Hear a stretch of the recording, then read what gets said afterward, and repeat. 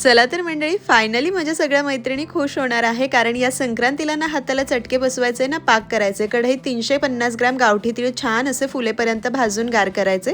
150 ग्राम शेंगदाणे साल तडकेपर्यंत भाजून गार करायचे. नंतर साल काढायचे, मिक्सर जारला घालायचे, पल्स मोडवर भरड करायची. भाजलेल्या तिळातली साधारण पाऊण कप तीळ अख्खी काढायची आणि बाकीच्या तिळीची जाडसर भरड करायची, बारीक करू नका. आता कढईमध्ये 1 टेबलस्पून तूप घ्यायचं. वडी सुद्धा करायची म्हणून ताटाला तूप लावून घ्यायचं.